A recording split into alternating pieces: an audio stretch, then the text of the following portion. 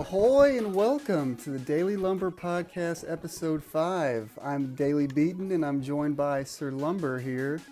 What's going on, man? We got a lot to talk about this week. We got yeah. lots of pre-E3 presentations just being dumped all in 1 week. Which is odd that they do that. You know, they have E3 coming up where that's a good venue for presentations. But oh no, let's just give them a little, teaser before I'm that all too. for it. I've been waiting for E3 to get going. Constant video game news, just exactly for a whole month, basically. Yep. We got some cool Horizon stuff today, some cool Dragon stuff today, some Sonic stuff today. Stuff. So, there's some cool stuff. There's some cool nuggets in there, but yeah, we'll get to it. And then we got let's see, we got a little bit of Monster Hunter updates, but I figured we'd get started with some Horizon Forbidden West. It had a state of play this week. Yep. Give me your background on Horizon. What do you think of Well, so it's funny. So Horizon came out in 2017 in February.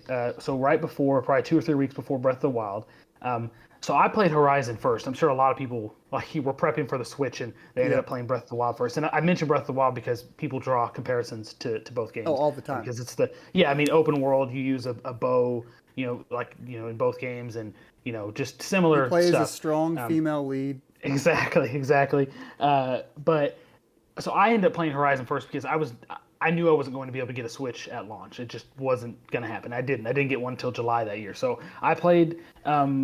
I don't know if I finished it the first time I played it. I was probably playing it for a couple months, and then I eventually did get a Switch and kind of lost track of it. But at some point, probably in 2018 or 19, I went back and finished it and played the DLC. Horizon's very good. Horizon Zero Dawn, really fun. The bow and arrow combat, super satisfying. It's like your standard open world. There's like collectibles, to find. And there's nothing super complicated about it. The story is very interesting. It's post-apocalyptic, and I think that if you look at that, just people who know nothing about the game and just see robot dinosaurs, and that's how they describe it. I think it's not in your face that it's post-apocalyptic. You maybe think it's just like a different world, but it turns out it is set in Earth, and it's like 1,000 years in the future. And some craziness has happened, but some shenanigans. Some shenanigans, but it's very good. The DLC is pretty good as well. Kind of just more of the same, but that's okay. That's that's to be expected. But yeah, it's super good game. The creatures, the machines that you fight are very interesting and well designed and unique. So this is highly anticipated. This follow up. Yeah. So I was happy to see some new stuff. Yeah. Horizon, I haven't played Horizon. It's one of my many video game sins. It's not that bad. But I have it installed on my PlayStation. It was free this last month. Complete edition. A complete edition, yeah. I plan on playing it before the sequel because the sequel looks fun. Yeah. The gameplay got me. It's one of those games, like you mentioned, it came out a few weeks before Breath of the Wild, and I did get a Switch, not at launch day. I didn't have it pre-ordered because I didn't have the money, yada yada. Yeah. I got the college woes. Yeah, I got one shortly after launch, and then Breath of the Wild consumed me from then. I was bringing that thing to school. I was playing it in the back row of a class sometimes. Very jealous. I sold a few more Switches to people basically by playing that in class. For sure. Well, and the thing is, I don't know if you remember the conference. This is a tangent, but I don't know if you remember. I was not sold on the Switch. When it was first announced, I was like, it looks kind of goofy, but then it really grew on me, obviously. And now today we're here with this catalog of games that is almost unbeatable. There's so much on it. So yeah. But this is about Horizon. It is about Horizon. PlayStation. We need to leave PlayStation. Stop the Breath of the Wild comparisons now. Yes. Now this is. However, they're going to keep happening with the sequel. Yeah, of There's course. some stuff I want to talk about. Exactly. They can't get away from it forever. But it is a very, very good game in its own right. And it came out before Breath of the Wild, so I think it was more just kind of a coincidence situation. Yeah, it came out and it was a great game, but it was just that bad luck that everyone's like, well, Breath of the Wild did this. When Horizon... It's funny because I was listening to another podcast. No other open world games are treated like this. There's plenty of other games that are similar, an open world game, fantasy. But only Horizon gets the Breath of the Wild comparisons in a negative way. It's pretty funny. Right. Well, yeah, and it's not fair Yeah. that it does get that because, like I said, it came out before. Yep. So, Yep. and I think there are glaring differences though, or like things that are easy to compare and shed a negative light on Horizon because like there's not completely like free climbing. Like it's like very video gamey. Like this yellow mark on the wall like Yes. means it's a ledge. This you can grab rock onto. looks very yeah. conspicuous. Yeah, it's very much like that. So, which is hopefully something they're kind of changing, and there's some stuff I'll talk about based on what they showed in the presentation. So, let's get into that. Let's talk about some of the new stuff they showed in the state of play. They basically started off with a little story, little like intro, then they went right into some gameplay. Lots of combat and some traversal elements. What do you think of the? Was the combat anything new shown, or is it pretty improvements of what existed in the previous games? So both. So I mean the combat is what they showed at least. It's you're running around, you're shooting arrows at enemies, and then you have an assortment of other tools. You have like your Aloy has a spear. Which is like for melee combat, which a complaint about the first game was that spear was kind of useless. Like it wasn't very powerful. You couldn't really do much to it. So it looks like they're changing some of that. It looks like it's a little bit more powered up. And there's like some special like attachments you can put on it. And then there's like some kind of super attack like buff thing that you can do. I don't know if you saw. That was cool. It's like this electric shock slam thing. Yeah, that was. Yeah, cool. And it does this whole cinematic cut where like zooms in on her and she like attaches it real quick. It's pretty cool. Yeah. I was down for that. So it looks like they're making the spear combat a little more interesting. But the same old bow and arrow stuff. I'm sure there are like more varieties on like types of arrows and stuff like that. They didn't really show much of that. One new thing I saw was like, so she's got like this slingshot that throws like different, like usually it's like elemental bombs and stuff. That was from the first game, but this one has like it's like a sticky bomb. It like coats the machines and like this substance of a sort that like slows them down. Yes, a resin. Residue, but so it's interesting. But as far as new stuff, other new things, I've got my notes here. So the game is based in like, of course, way in the future, San Francisco area, because you see the Golden Gate Bridge. The Forbidden West. So again, it's like 1,000 years in the future, so everything is all overgrown with all the everything and run down. So if you look for it, I'm sure for people who live in San Francisco, I'm sure a big portion of our audience, we reach all across the country. We really hit the San Francisco area hard. I'm sure that there will be recognizable things other than the Golden Gate Bridge. But so that's cool. It's kind of like a more like tropical setting. I like that. I like it's very vibrant and colorful, especially the underwater sections were very bright. Yeah, and it's cool. I wonder if that from the start you're going to have like there's some kind of mask that you can wear that lets you just breathe underwater. I wonder if that's from the start or you have to unlock it. Who knows? But that is an interesting wrinkle to add, like and adds like some verticality and just different exploration options. For going underwater. So that's cool.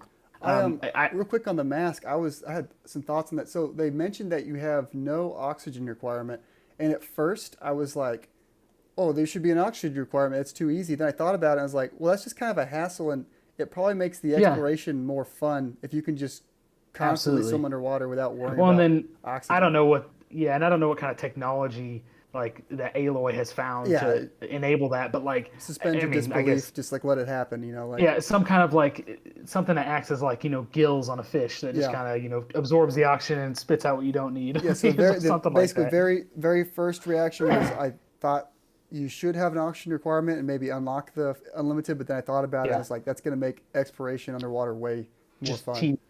It's way more fun to have unlimited oxygen. Yeah, for sure. So that's cool. Some other things. Let's see. One thing that's really interesting. So I touched on the climbing aspect of things and how it's really like directed. I guess like you can climb these areas because they have these yellow paint marks on the wall and stuff. It looks like Aloy has this thing in her ear called a focus, like a scanner thing. Yeah, it's called a focus, and it scans the environment, and it had a multitude of capabilities in the first game, but it looks like when you do this like scan thing, it will like show you like footholds and handholds in the walls and stuff, and it looked like it was still pretty directed, but like maybe there's more of them and they're not so obvious. So it's not like this is a video game in your face, it's like more kind of integrated into the environment. Yeah, that's a good. So I think that's a good way to make it a little more, immersive or realistic. Yeah, not even realistic, absolutely. but more immersive, I guess.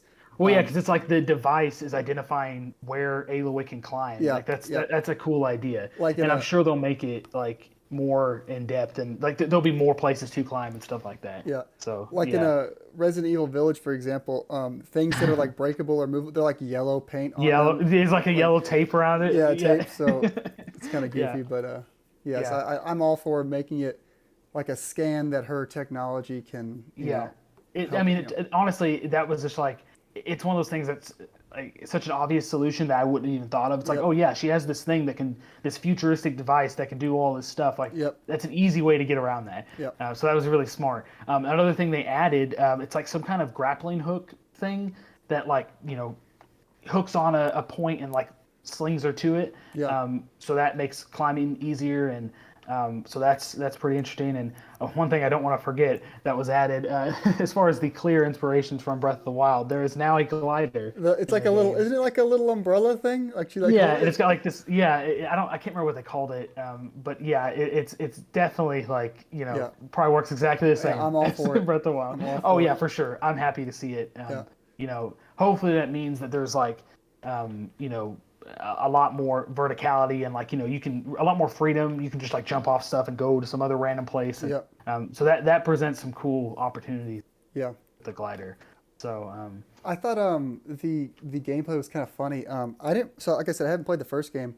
I feel like she was talking a lot, like to her, like out loud, like she did that in the first game. And it was pretty cheesy, but I kind of liked it. Sometimes she was like, "Yeah, that'll show 'em," like something like It was. I thought it was kind of. That's another like overtly like video game thing, right? If we're that person in real life running around, we're not just saying stuff. I wonder if they're gonna run over here. Trying to kind of guide you to help you. I wonder. I don't know how much that's gonna be like involved in the main in like the final game. I wonder if that was just there in that because there was a lot of it. So I wonder if that's just there to kind of set the stage for what she's doing and like how there's different techniques that are being introduced and stuff like that. So for sure. I guess that's like her gear as far as new things that her ability, Aloy's ability, that they showed off. It looks like another complaint about the first game was that the human enemies were like kind of pushovers, like I don't even know why they're there. Basically, you just like shoot them with an arrow and they're dead. So it looks like based on that like kind of boss fight that she did with that tribe leader, they're changing that a bit, making them the human fights a little bit more interesting. So that's cool. I like that cool slow mo she took him out with. The backwards jump and like the Zelda in the air shot. For sure. I wonder if they're just really playing into that. Like, I don't know. Like, what, people want to make the comparisons. Fine, we'll put them right in your face. Put them right in your face. So, she gets the master bow she pulls out of the pedestal. Exactly. It's all like purple and blue, like the master sword. So one other cool thing I want to mention, don't want to monopolize this conversation, but as far as new machines go, so new machine enemies. So based on what I saw in that gameplay trailer, I didn't see any like. I'm sure there are returning machines that were in the first game, but I didn't see any of them. There are some that were similar, but they weren't. They were different machines. But one of them in particular, the big elephant mammoth thing, that is so cool because it reminded me of for the super nerds out there who have seen the third Lord of the Rings movie. I don't know if you've seen it. That thing, there's like a fleet of them of big old elephant things that have. It looks exactly the same. There's a canopy tent thing on their backs, and they have a bunch of humans riding around on them. So that was super cool, and that could make some. For some interesting boss fights, and I liked how she had to kind of use the environment to like she would get it to run into things and like crash through walls, and it would like disorient it. So that was really cool. So based on what I've seen so far, I'm excited to see the improvements and the new stuff. I want to get on one of those fellas, take out the humans on top of it, and then take over the mammoth fella. Right, exactly. Yeah, that'd be I'm sure there'll be opportunities to do that. So, as far as so we've touched on a lot about the new features and kind of gameplay elements, but one thing that is not they're not being super upfront about, which is probably a good thing, is the story. And I won't discuss that too much because I want you to experience. Yeah. The story from the first game. But it looks like there's I think they called it blight, kind of blight. The red light, the blight. Yeah. Which is a little on the nose, again, inspired by Breath of the Wild, in my opinion. But maybe it's just because I'm looking for it now. The calamity. The calamity, the blight. Like, I guess if you look hard enough, you can draw connections to everything. But. Sure. But honestly, the glider is what the big one was for me. Yeah. I'm like, okay, because that could have totally been the first game, but so it's like, this is in Breath of the Wild. I think it's a good thing to add. Hey, Steve, you think you can make one real quick? Yeah, sure, easy peasy. So we don't know a whole lot about the story and what's happening. We know there's some kind of, I'm going to call it a calamity, affecting the world. Yeah. And obviously Aloy has ventured to the California area, the West Coast, to do something. And I can't remember exactly where the first game was supposed to be based in. I don't know if it was like all the way on the East Coast or Iowa, somewhere in the Midwest. Is that true? I just made that up. You sounded so confident. No, I don't know. So I'm interested maybe I could probably look that up. Because I don't know how far she would have had to travel to get there. That's an interesting thing. At the end, they showed a little map of the United States. And they showed there's lights over there, kind of on the southeast coast. I wonder if you'll go over there, or if it's all on the west. I don't know.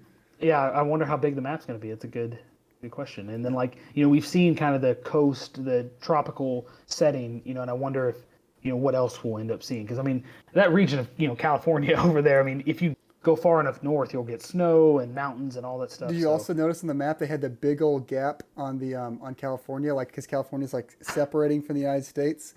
On the map of California, there's a giant gap, I didn't see that. Yeah, that's funny. Yeah, I have to go back and watch that. Yeah. But so lots of cool stuff showing off with that game, and one of the probably top 5 games on PS4 for me. I mean, it was really, really good. Yeah, I'm gonna and I wouldn't say it's underappreciated because it did sell very well. Yeah. I think that, again, I think the conversation maybe goes to Breath of the Wild too easily because of the time period it came out in, but I think a lot of people do appreciate it. So it's a very popular game, and looking forward to the sequel. So. Yeah, I'm excited to play it. I'm then excited to play the sequel. There's no release date yet. I was going to say that. That's right. We're thinking that means it's 2022. Or are you thinking they're just waiting to save the date for a bigger, larger state of play where they really talk about the second half? Yeah, I don't know. Honestly, it could be either. Are they waiting or. for Breath of the Wild 2's release date? Because they want to release it near that game to again get more comparisons. No, I don't know.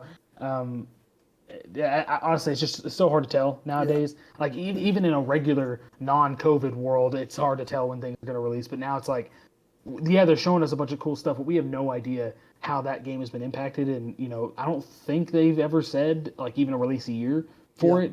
So it could be fall. I thought they did say 2021. Maybe they did a long time ago. That might be misremembering. Yeah. I know they said God of War was 2021, which definitely have not seen anything. Which is hilarious that they did that, and we haven't seen anything. Yeah. But who knows? Maybe Horizon got pushed out to 2022, and God of War is gonna swoop in here in a month with a gigantic trailer and a November release date. Dude, I'll take it. I'll take either one of those games. I mean, I'd probably be a little bit more excited for God of War, but who knows? Yeah, I think Horizon's probably coming out first, but which makes me think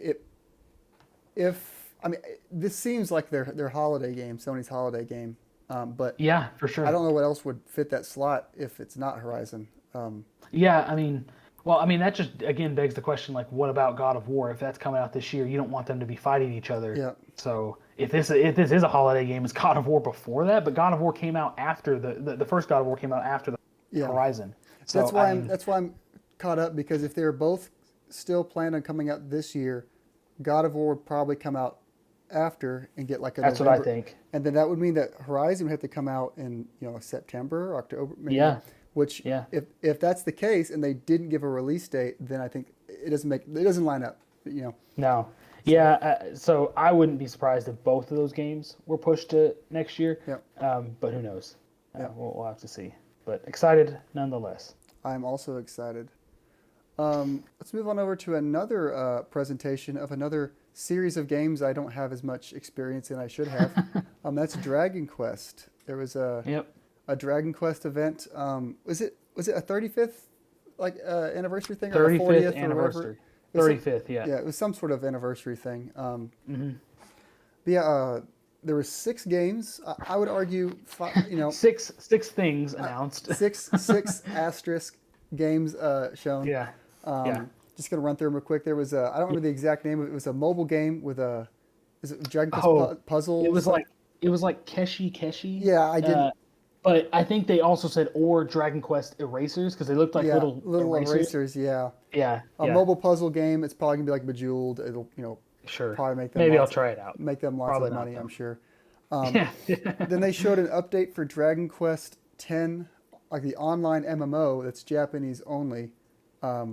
So I don't know anything about that game. I probably never will because it's not localized. But then they showed Dragon Quest X offline. And now was that an update or was that a new game? That's a new game. Okay. And they didn't say it was worldwide release, but I don't know why they would make an offline version of that game. I'm gonna bet it is not be. So I'd put my money on that one being worldwide. Oh really? The offline. Interesting. Because I don't know why they would make an offline version. Because it's a different art style. They're basically remaking the online game as an offline game, and if they sold that to the same audience that already has the online version. So that is interesting. I'm thinking that maybe that game's going to be a worldwide release, but who knows? Yeah. They didn't. It's funny because they didn't clearly say that, but for other games they specifically said like worldwide simultaneous release, like blah blah blah. So for example, of online, they said we have no plans. So that one in particular, they left ambiguous. I wonder. Maybe they're still trying to figure it out. Yeah. And they showed Dragon Quest Treasures, which is a treasure hunting RPG spin-off from 11 with some characters from 11. So it's a character that you use. You actually use team Eric and his sister, who you don't use, but she is involved in the story in Dragon Quest 11. So I guess maybe giving him some backstory. Yeah, it looks like in their past maybe they were like younger. I think it is. Yeah. Mm-hmm.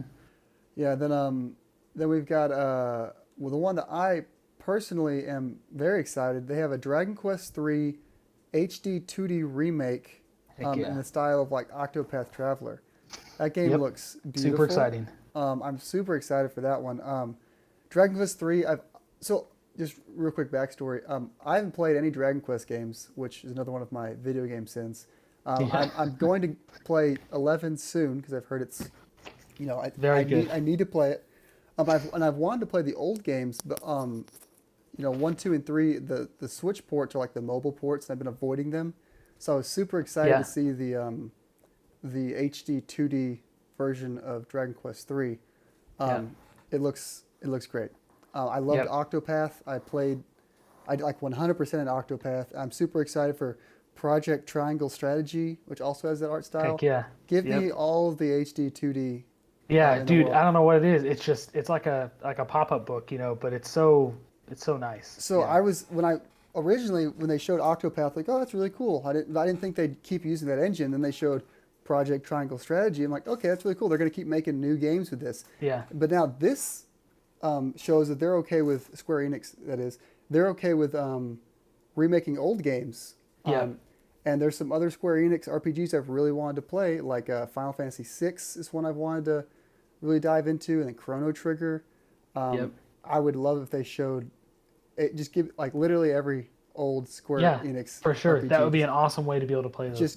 Keep giving them to me. I'll keep buying them for $60 a pop. I do not care. I will. I'm a fool. I'll do it. Yep. It's interesting that they chose. I guess maybe you can clarify this based on like anything you researched, but why Dragon Quest III for this remake? Like, I think Dragon Quest III is just a very important game, especially in Japan.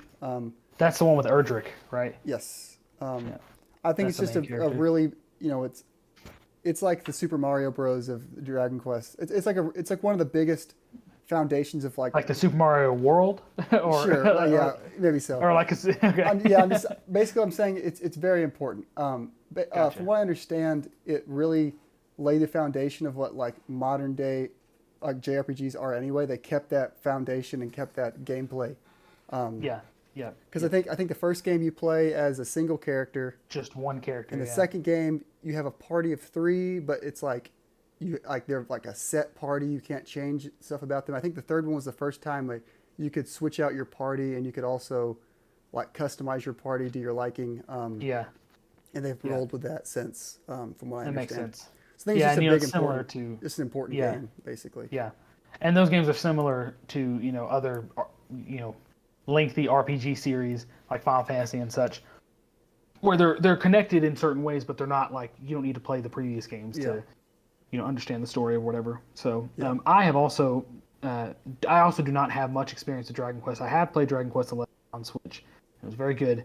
It was my first experience with that series. So and similar to you, like I've also wanted to play the older games, but we don't have access to good versions of them. So they might be on the 3DS. I don't know what's on the 3DS, to be honest with you. But like I've talked about, I got to bust out that system when I don't want to. So but maybe I'll look into it. I've thought about playing some 3DS. You know what I've actually wanted to do? I want to get I have a 2DS. I want a 3D 3DS. Yeah. I want to experience that. I never experienced that. The only experience I have with the 3D, like you mean like the 3D functionality? The 3D functionality, yeah. It's not good. It's and not good? Every game.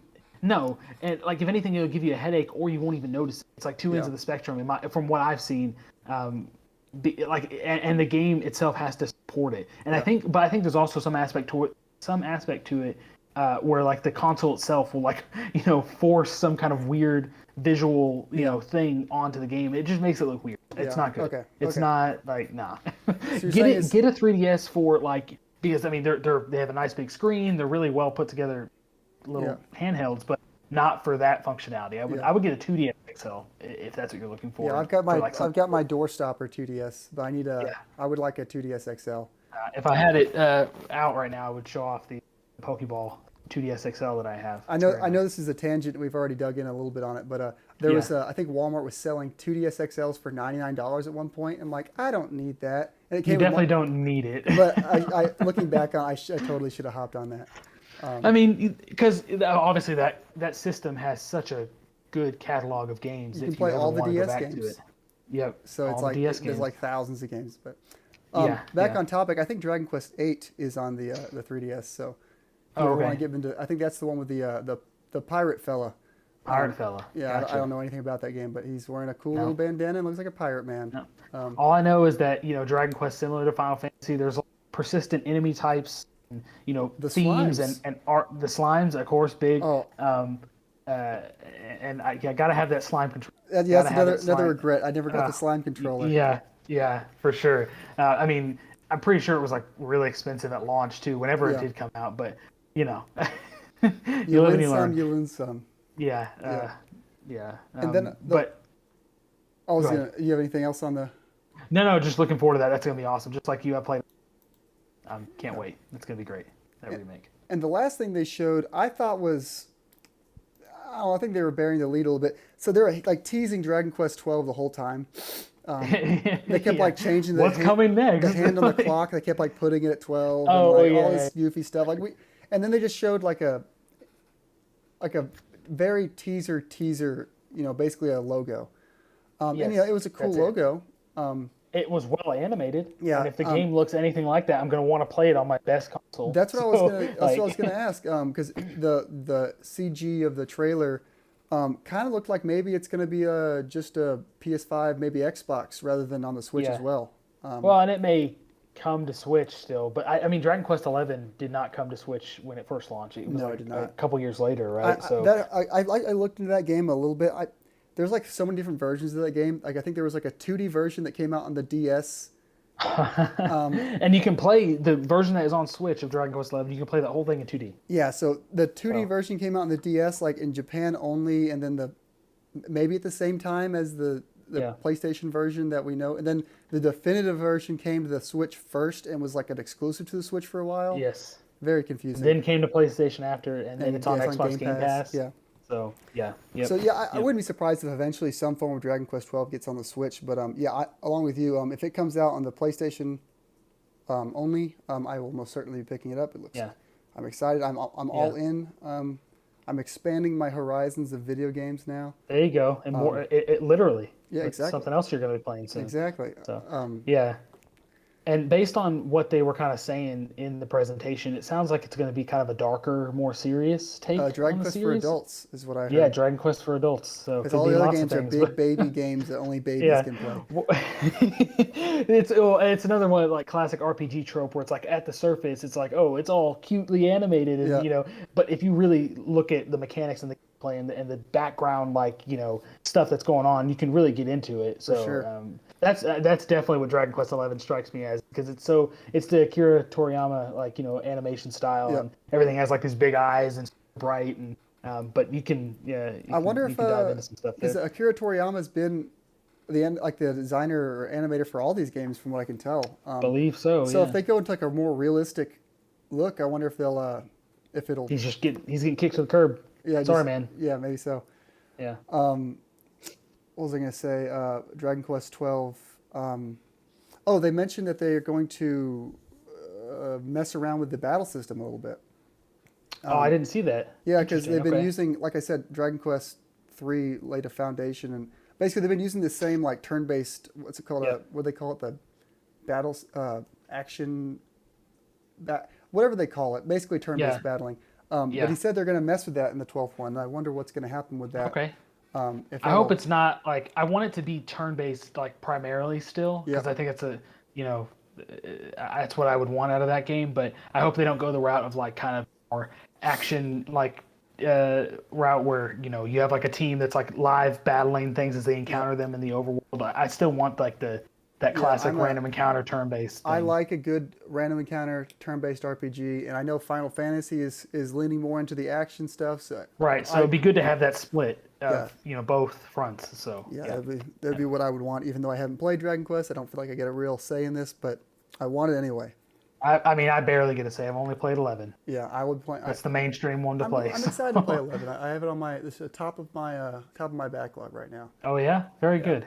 Yeah, it'd be good to free up some time for that. You in particular would really like it because of you can really get into the grinding and stuff, and then there's like post game love stuff. a good grind. Yep. So agreed. Cool. Yeah, you should definitely play it. So those are the I would say the better two presentations we had this last week. Then we get into some of the more memey ones. I'm gonna throw up this picture here to set the stage. Oh heck yeah! Set the stage. We got the Sonic presentation, the Sonic 30th anniversary, and Sonic's had a weird year because I'm pretty sure Sonic's your life. Sonic. Okay. It's so funny how Sonic is so popular, but like I would say that I might get flamed for this, but most Sonic games are bad.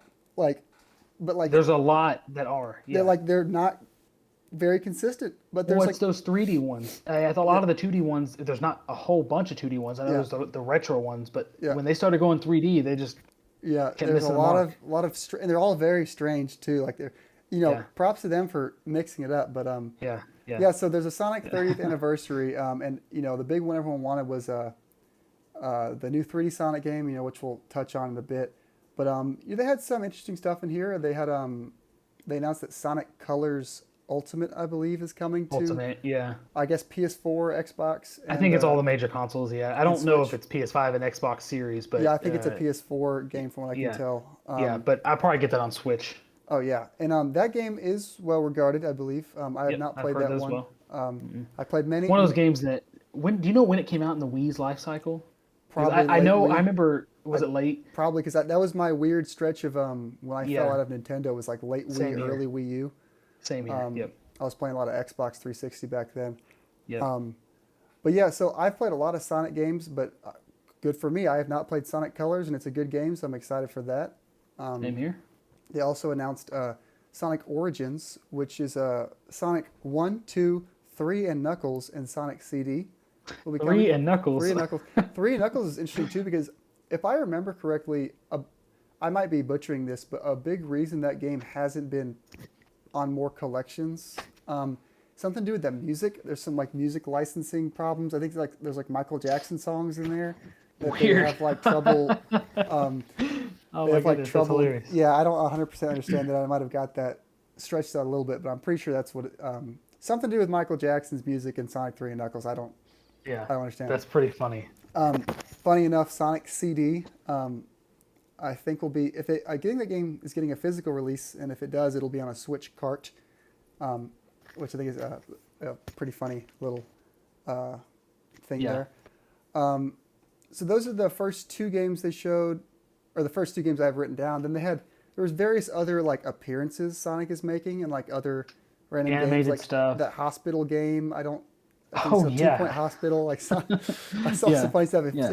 If you're ever in a hospital and Sonic is there, you need to leave that hospital. Yeah, I don't know that I trust him And then- to operate on me. And then this goofy picture you're seeing on the left side of the screen here, there's a Tokyo Olympics game, like not Mario and Sonic at the Olympics, but just like a Tokyo Olympics game.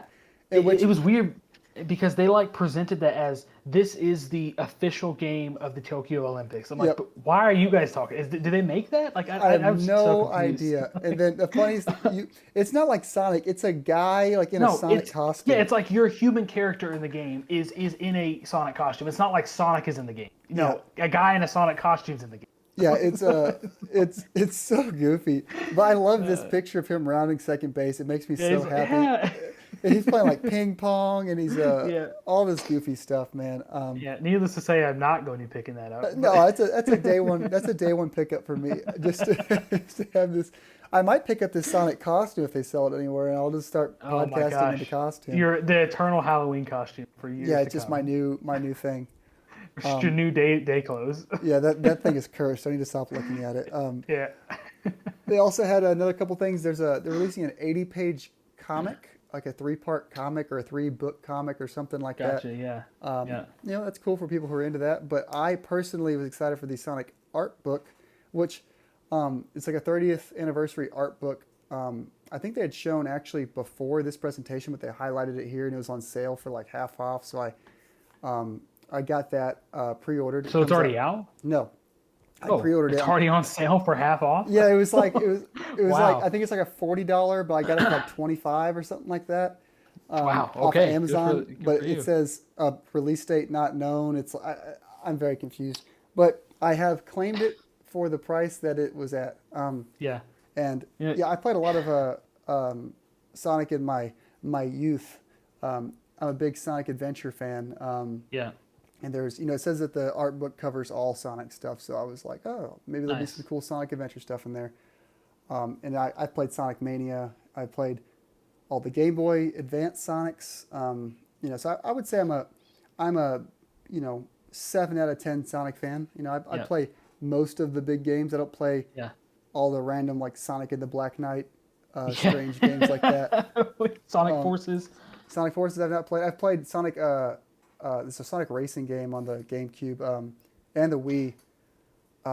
Was it Team Sonic Racing, or is that no? It's like the new one's it's called? like you're on like a hoverboard. I forget the name. Dude, I know what you're talking about. Yeah. I think we had that.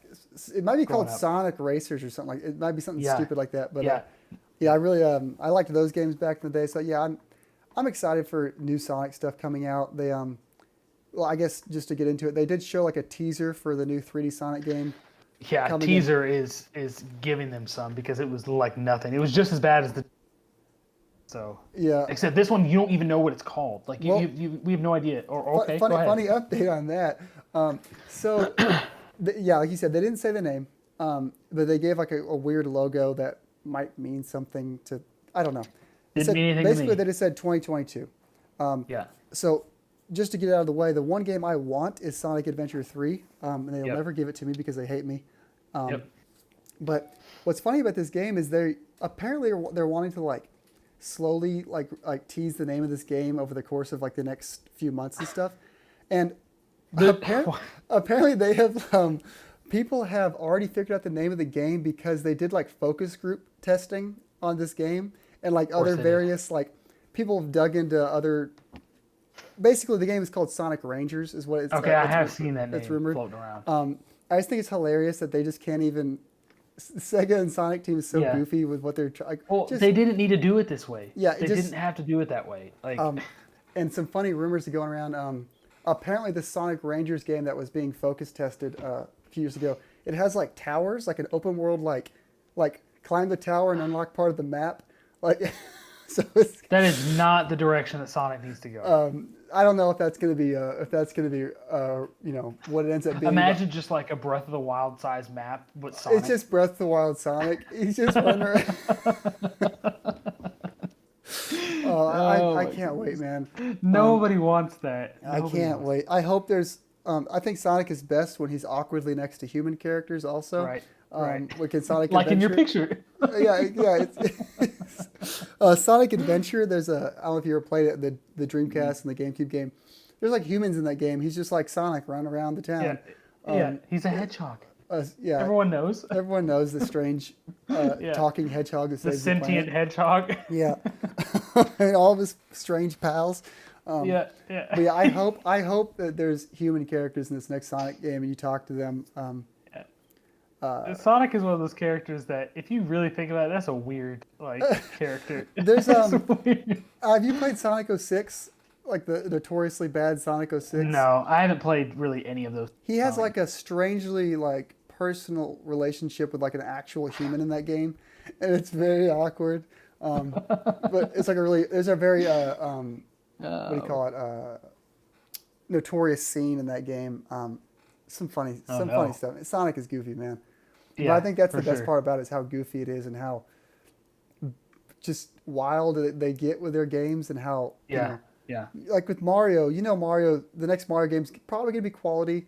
They're not going to go too crazy with it. Sonic, they're like, okay, what if Sonic fought King Arthur and had a sword? And it's like... hold on, bear with me. What if Sonic was King Arthur? What if Sonic was King Arthur? We got it. Those games are interesting to say the least. And oh, man. I'm excited for whatever they come out with. I'll probably get it because, who knows? Yeah, who knows? I'll wait. I'll wait on reviews for that, because they do not have a good track record recently. But Sonic Colors, I will be getting for sure. Yeah, I'll get Sonic Colors. Because that game looks really fun. Yeah. Cool. So now that we got most of those presentations out of the way, let's hop into what we're playing. You started anything new this week? Anything new recently going on? So started some new stuff, finished some stuff. So. I wanted to look at that. Okay. I'll put it back. That was my inspiration. I'll put it back up for a little bit.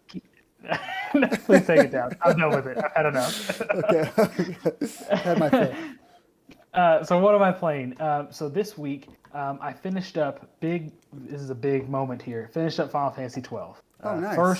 First original Final Fantasy game, not the remake.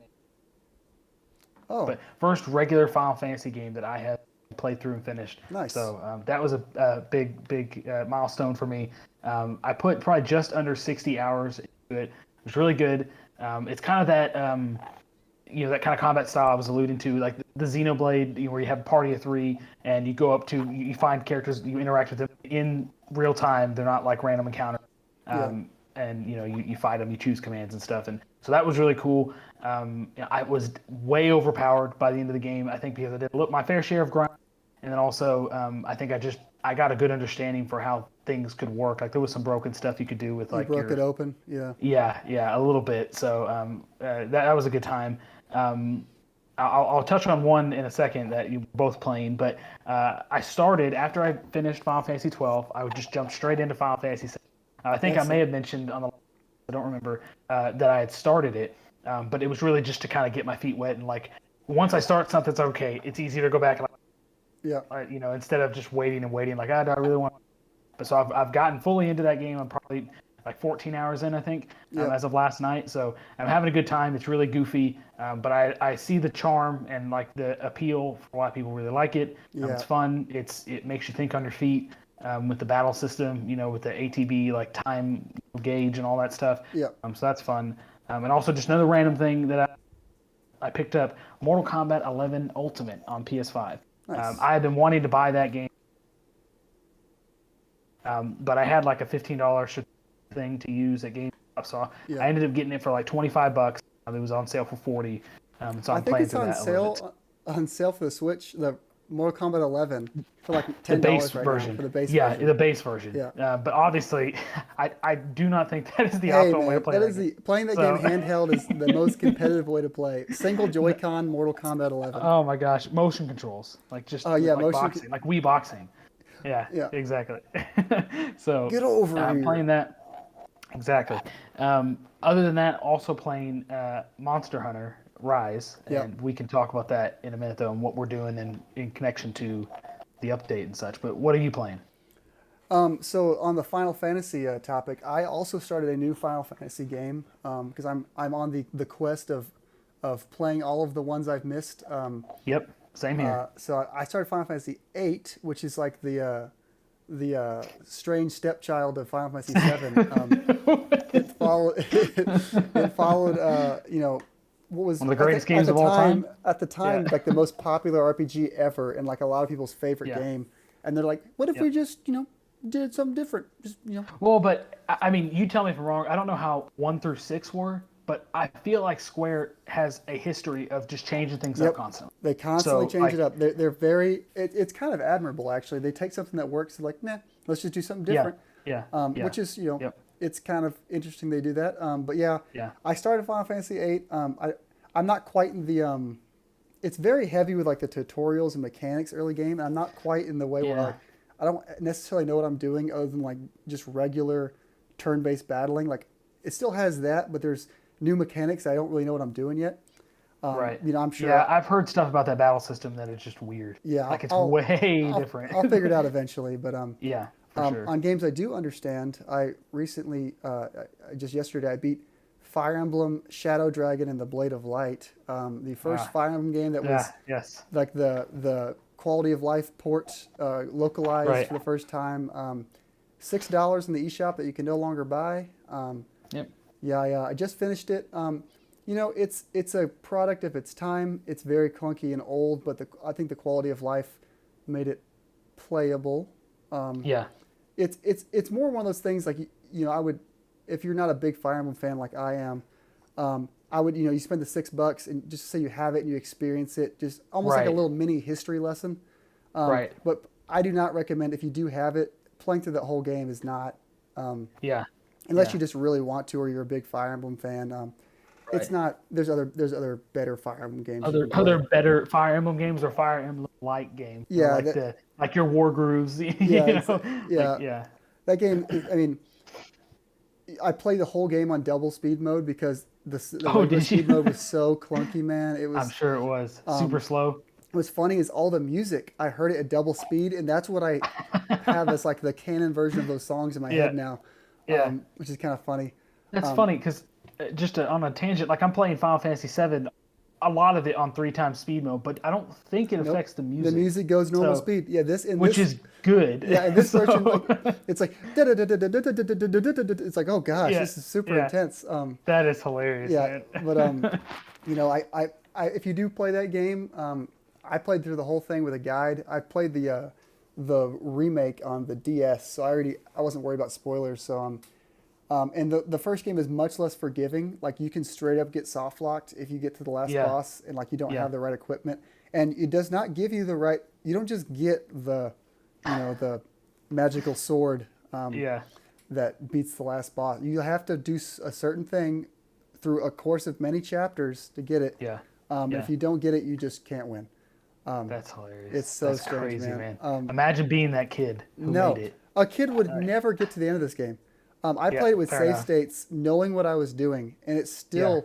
I mean, it wasn't hard because I was, taking advantage of everything I could. But playing through the game like vanilla, at the original speed back on the NES, if you were a kid, you were a phenom to get to that game. You were a super G. That was Bill Gates. That's who was playing that. Man was Bill Gates. That man was Bill Gates. We have it confirmed here. That kid was Shigeru Miyamoto, and he went on to create. Yes. So yeah, I beat that. I'm still playing through Returnal. I'm trying to get the platinum on that game. Which, the more I play it, the more I'm like, I don't need to do this. What am I doing? Because I kind of want to just play Horizon. So I think I might put down Returnal and just play Horizon instead. Yeah. Because I don't need that platinum in Returnal. It's very grindy. You don't have to do it. I don't have to. I do want to get the last ending though, which I think I can still do that relatively easy. So cool. I'll probably do that and put it down.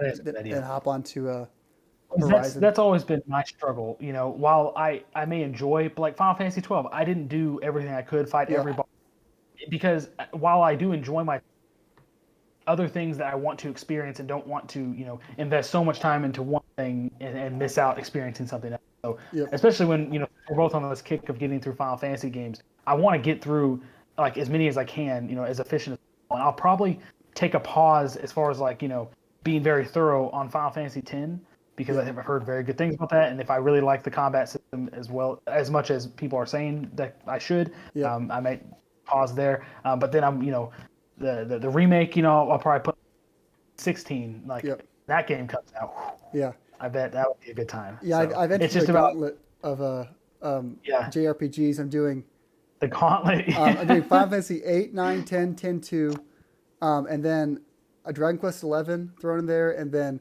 I bought Xenoblade 1 because it was on sale, and then I'll probably buy Xenoblade 2. That's 100 hours. I'm looking at several hundred hours of RPGs over the course of the rest of this year, which it'll just like always be there. I'll have something to go back and play. Well, and it's good. I mean, like we're obviously two people who very much enjoy that genre. Yep, really good to have such a vast array of options, and they're all different and in lots of ways. So you shouldn't get too bored. It's just about the time commitment that is daunting. And I'll feel good because once I get through these, I'll feel like I don't feel like I have to go play all the Dragon Quest games, but I'd like to play 11. No, definitely not. And then I have been wanting to play some more Final Fantasy, so once I get these off my plate, I won't feel like I need to go replay them. And then you'll feel like this really cultured gamer, right? Oh, yes, very cultured. Final Fantasy is one of those series that like it just passed me by my whole life, and I think that for the worst probably, because I feel like I should have experienced stuff. Yep. So I'm glad that I have 7 through 12 minus 11. 11's that MMO one, right? To play. So it's a good thing. Final Fantasy VII Remake was the first Final Fantasy I had played all the way Same through. Here. And it's one of my favorite games. I didn't think I was going to get that game until you forced it upon me, and I'm glad you did. Yeah, good. Forcing things is always the best way. Yes, yes. But I love that game. It's one of my favorite games, honestly, like ever. I knew I'd like Final Fantasy in general. My brother, for example, his favorite game ever is Final Fantasy VII. He's always telling me I need to play it. I have gone back and played the original Final Fantasy VII. I liked it a lot.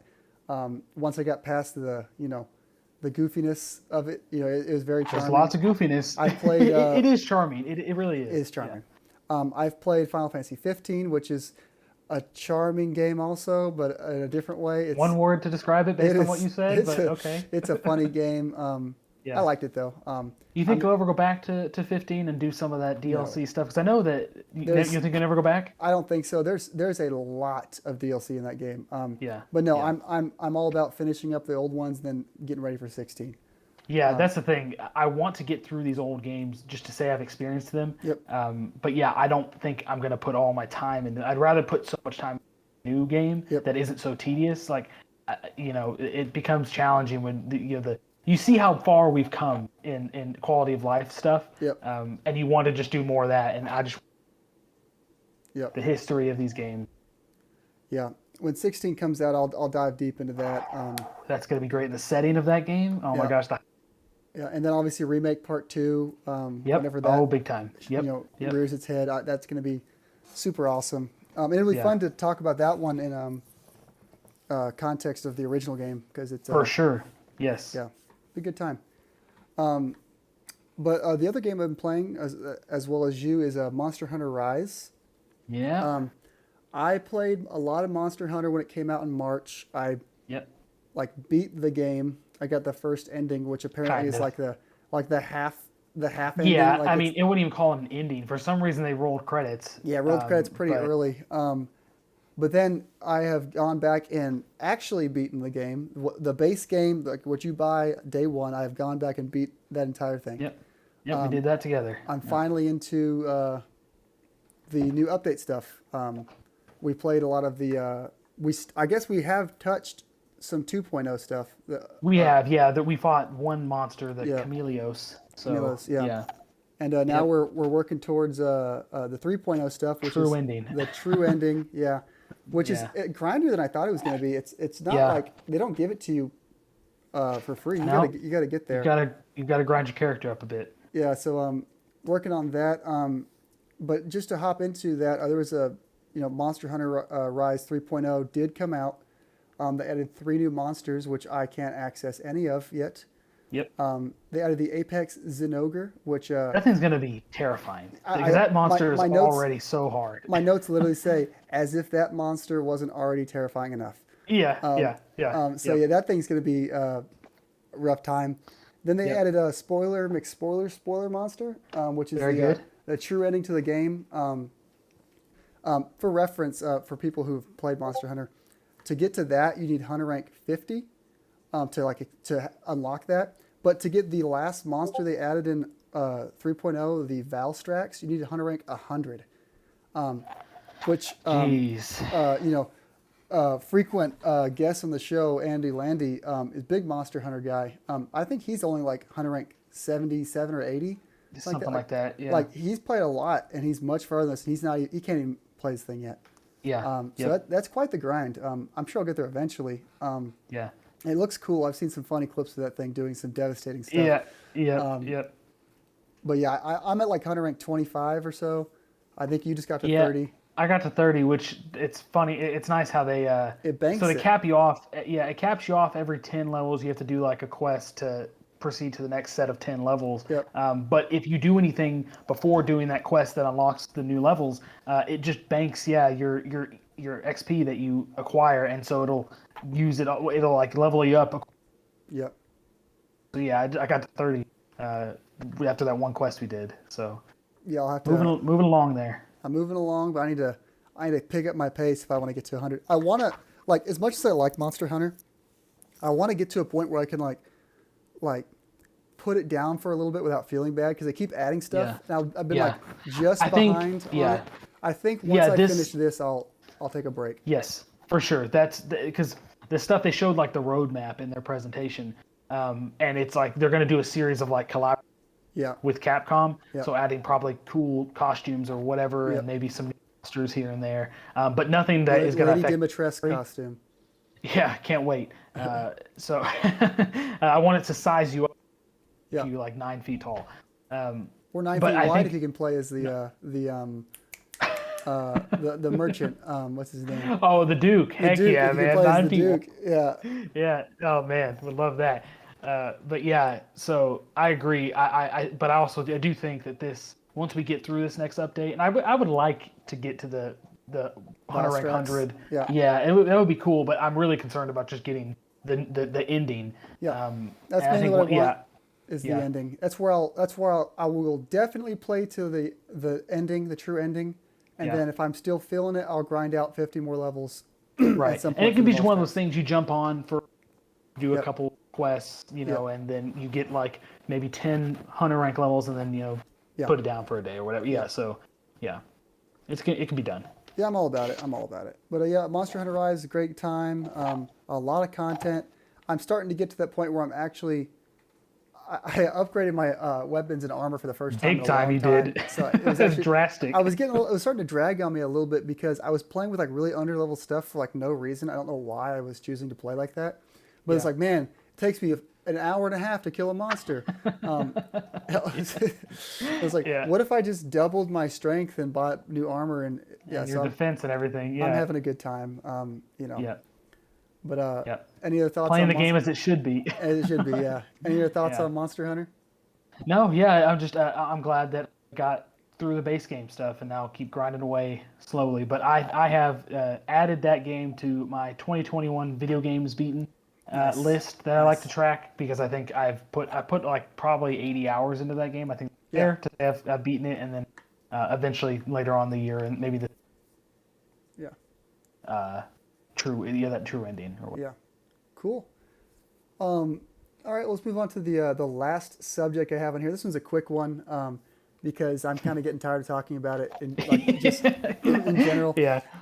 There was a new Bloomberg report that the Switch Pro is coming sooner than we think, and apparently the announcement trailer is imminent, and it's going to happen before E3.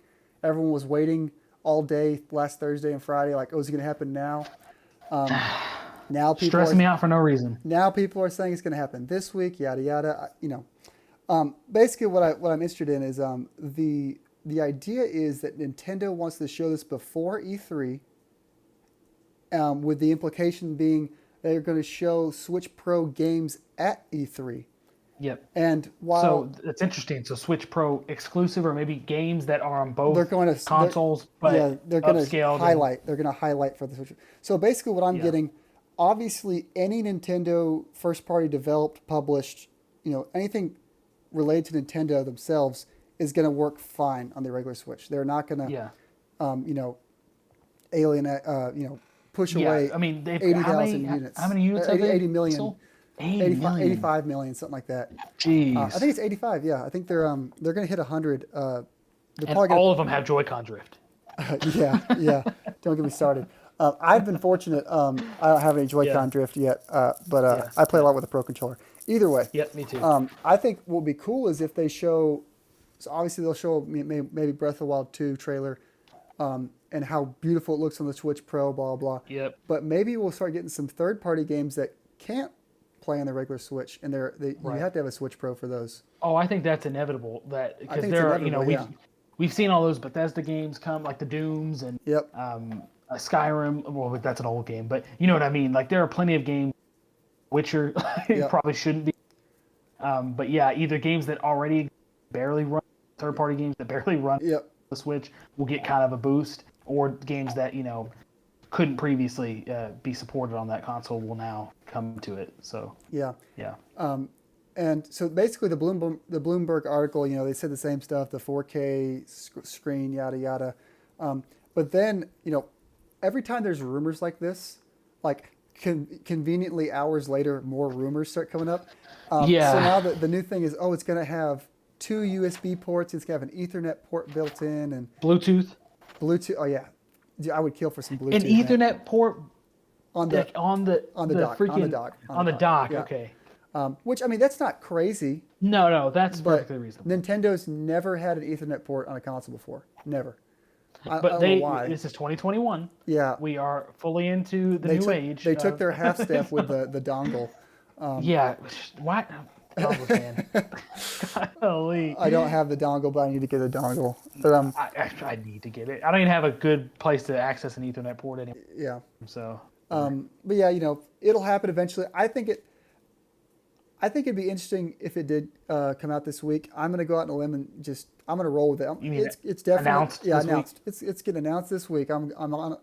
So going out I am okay. That is okay. That's the position of I'm taking it right now. It's the official stance. I'm not someone who buys into rumors very much, just because it's a healthy thing to not get your hopes. Oh yeah, for sure. Likely just going to be disappointed. So, but the logic is strong. Like, okay, that makes sense that they want to reveal this thing to come out in the fall.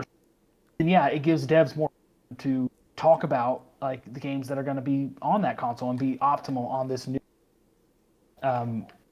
So that makes sense to me. Now I'll just wait and see if it happens. Does great. What's interesting is though it's not like this isn't like a rumor of like Joe Schmo on YouTube saying he heard from his uncle. This is like an accredited news source of like Bloomberg. Like they're like digging their heels in like it's happening.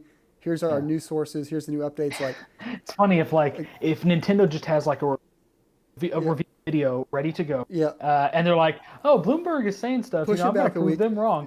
Keep pushing it back until they shut up. And we're going to keep pushing it back to prove you wrong. No, it's going to happen at like 8 a.m. on a Tuesday. Just just randomly. Yeah, I'll be at work, reading my emails, and then I'm going to get text messages. It's, pre-orders went up 30 minutes ago. They're sold out. And I'm going to, be upset. But I'm going to have to mentally prep myself for possibly not being able to get that, because it was bad enough trying to get the PS5, but after the the next gen consoles pre-order stuff happened, the scalping just went. Dude, it got so bad, awful. So, and scalping has touched so many other things. Video games, it has hit heavily. So I would not be surprised if it's like impossible to get this. months. But it's weird to think about, like, because you still can't find PS5s or Xbox Series for many S reasons, or X's but in the stores. Scalping, there's a chip shortage, and, Yeah. just general demand. I wonder if Nintendo has any plans to, because they know what's going on. I mean, Oh yeah. I wonder if they care if it gets, I'm sure they want to sell software because they've been selling software like crazy. So they want those Switch Pros in people's hands. I wonder if these will be in stores. If they'll manage that. I don't know. If they're in stores, it's easier for regular people to get them because you can't go into Target and buy 30 Switch Pros. No, they won't let you. They won't let you. So I don't know. I would like to see a strong effort, especially now with things easing up on the, around the world as far as like COVID restrictions and stuff. I would like to see a strong effort to have more of them in stores where you can go pick one up.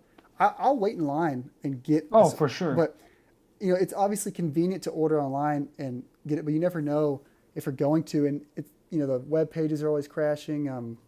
Which another funny thing about, like, you think that prepared, they're never prepared. Never prepared. So they can never handle it. Yeah. They can't handle the traffic. Yeah. So Switch Pro, it probably exists. Who knows? And it's probably going to be more than like the base Switch in price, in terms of price. Oh yeah, so I completely forgot to mention. Bloomberg stated that this is going to phase out the current Switch. They're going to run at a higher price still. That's it makes no sense to me. So apparently it's going to be a higher price, and it's going to slowly phase the current Switch out. What about the Switch Lite? They'll keep the Switch Lite at $200, and then they'll have the Switch Pro or whatever they call it at say $350, $400. I don't see why they would phase out the regular one though. I guess to put their entire manufacturing towards it, maybe. Right, that could put a strain on their ability to manufacture both of them. Yeah. So that would be weird. And imagine one day, say the Switch Pro is $400. Imagine if the Switch Lite, right now it's $200. What if it goes to $150 and there's like this crazy discrepancy? Oh man. Yeah. I'm waiting for Switch Lites to go down to like $99 in like 5 years. Right. I'll buy up another Switch Lite at $99. Why? Just to get a new color. I don't know. Yeah, fair enough. They did reveal that cool blue one, the indigo color. Oh, that brought up a bunch of controversy.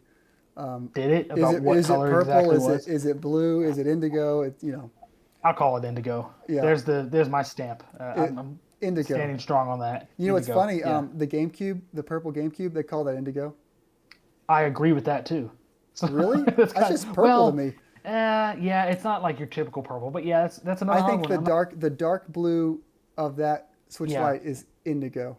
Okay, I agree. GameCube is purple. Yeah, I agree. Yeah. Cool. Good stuff. That brings up that finishes up all of our topics for the day. But I have another fun game for you as always every week. Oh geez, here we go. This one is not much of a game. It's more of like it's kind of like a did you know, and also like I think it'd be fun.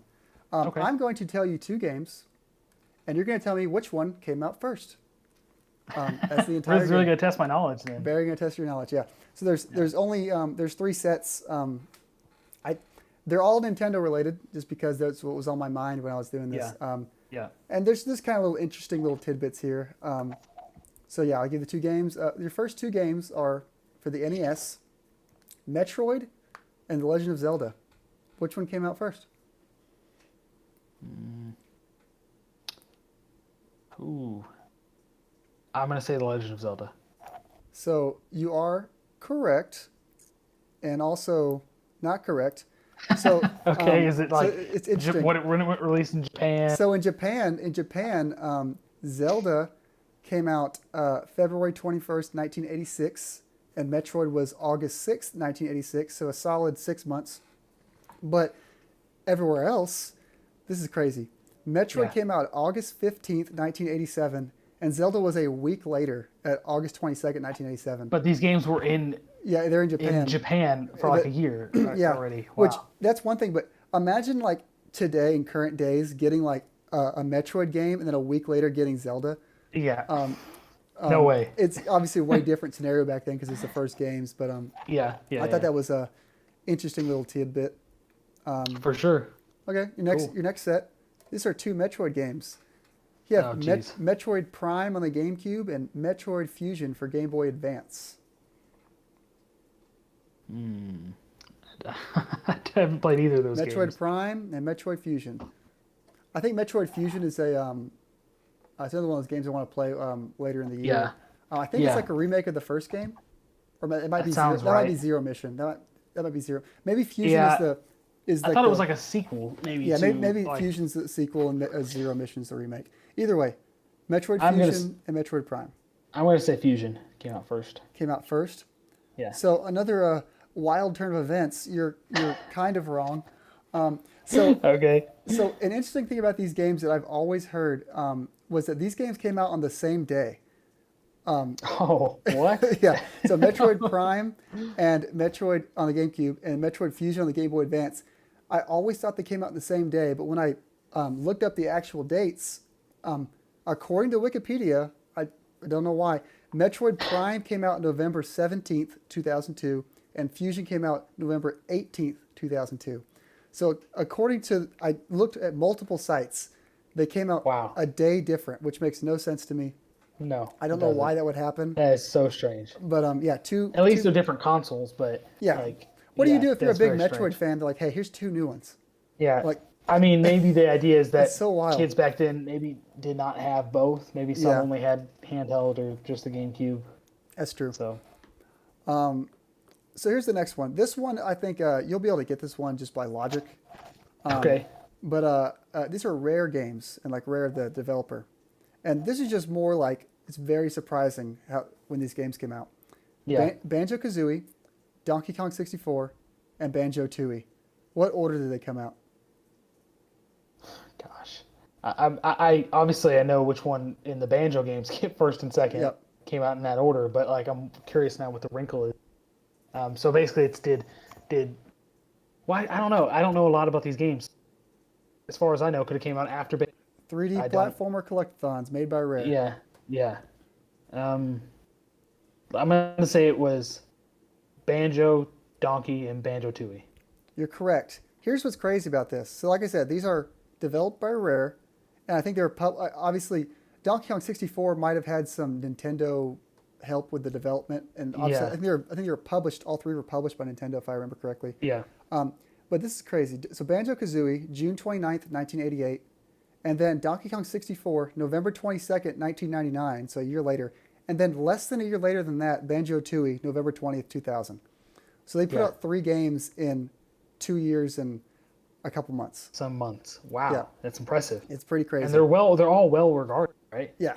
Well, Donkey Kong 64 is a little if people didn't like some stuff about that. Yeah, it's very collectathon-y. Yes, I've heard that. Yeah. But just thought that was interesting. Give you a break with the games this week. Not as much, in-depth thinking. So I didn't lose my honor. As you know, every time I click the record button, you're stripped of your honor. Right. I'll give you your honor for this week. You've gained your honor. Yeah. Okay. Thanks. I think you did a good job. You got Fantastic. You got like the first 2 like pretty much right, and you got the third one right. So yeah. The first 2 were like trick questions. They're all trick questions. It was just kind of. This is more just me saying release dates just to be fun. Yeah. Interesting stories in gaming. Of course. Well, I think that about does it here for episode 5 of the Dailey-Lumber Podcast. Awesome stuff. Thank you, everyone, for watching. I really appreciate it, especially if you make it to this point where you get to see the thanks for watching screen. Yeah. If you want to see more, we have 4 other podcasts. We're going to be making a Resident Evil spoiler cast soon as well, Resident Evil 8. We're going to try to keep that up also with just more... spoiler cast. What's the word? Starts with a mini-series? Starts with a C. Current day... I'm going to let you stumble here. I'll find it later. I'll put it on the screen. There you go. But yeah, like Ratchet and Clank, for example, and Final Fantasy VII Intergrade are the 2 that we have in mind. Right. Just keep a little spoiler cast mini-series. I think it'd be fun. Yeah, just to keep with current events, keep track with that. When we talk about what we play, we just like kind of vaguely talk about it sometimes. I want to like really dive deep into certain games we like. I think that'd be fun. Yeah, I agree. And then, as always, if you if you want to watch some shenanigans on stream, we play Smash Bros. Most of the time, most Sundays. Not all the time. Take some breaks for holidays though. At twitch.tv/dailybeaten. Try to stream there during the week when I can, on the weekends when I can. But yeah, anything else on your mind? No, this was another fun conversation. Looking forward to like you said, the in-depth conversations of specific games. That'll be fun. That'll be good. That'll be good.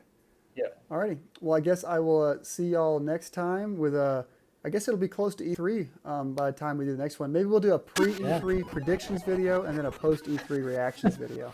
There we go. How right were we? How right were we? How wrong were we? We'll put some money down. Yeah, right. For sure. Yeah. Cool. Well, on that note, I guess I will see y'all next time. See ya.